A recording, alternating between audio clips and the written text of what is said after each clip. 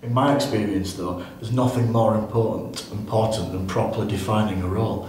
For example, the number of times I get given a brief from a client to go and find a job, but they've got no real idea what they're looking for in the candidate or what really they want the job to be or the role to be. Well, I think it's very important that whenever you do get a new role, and this is a mistake we see with a lot of companies, is actually start it from scratch. Don't rely on last year or the year before's specification, and make sure that you're not only looking at skills but putting competencies in there as well. It's absolutely vital. And in my experience, the most effective recruiters are those that really think about the role and put together key candidate requirements and job responsibilities all together into a traditional job specification or accountability statement. I think it defines a role in their head. It allows them to be able to brief agencies or third-party partners more effectively, and it gets them what they want in the long run. And I think overall streamlines everything. I agree with that. Creating a solid recruitment plan is probably one of the most important tasks that a client will have to do. It's important to stick everything in there, including timelines, any kind of key requirements, and within that plan, make sure you absolutely stick to it. Yeah, that makes perfect sense, and there's a number of areas that you need to have within your recruitment plan. One of the first ones is where to actually advertise the role. How are you actually going to attract people?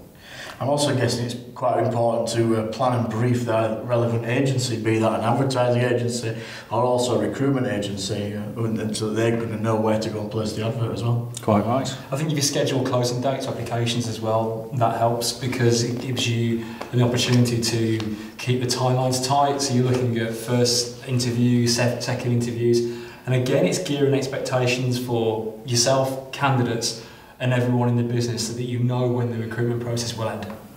Also be specific. How many candidates do you actually want to see for first interview, and initially don't go over it. Yeah.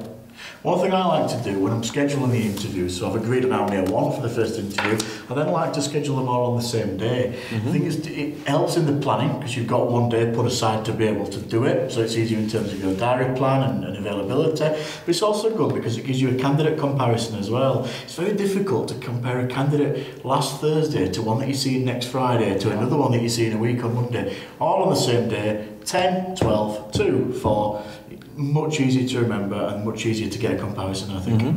I think for every task within the plan as well, accountability is important, so assign some internal responsibility to it. I think ownership of a task is very important, and make sure that ownership is communicated to the relevant individual so they know what's expected of them, the deadline they've got to do it, and it's just, I suppose it's effective project management in a way, but it means everything comes together when you want it to come together. Yeah. And I think we do need to make it as professional as possible, and that means assigning enough time to acknowledge every candidate's application and where they are in the process to make yourself an employer of choice, as it were. That's a good idea. The one thing that does get overlooked sometimes in this process is the notice period for the candidate. And people say, well, I've got a job, I want it to start then. And so they get an interview process that takes them up to it starting then. Well, hang on a minute, they've got a month's notice, 2 months' notice, 3 months' notice. So just as a top tip, remember that when you're working out when you want somebody to start in your plan of the onboarding part of the process, remember that there's a notice period as well. Seen that happen a few times. Yeah, can imagine.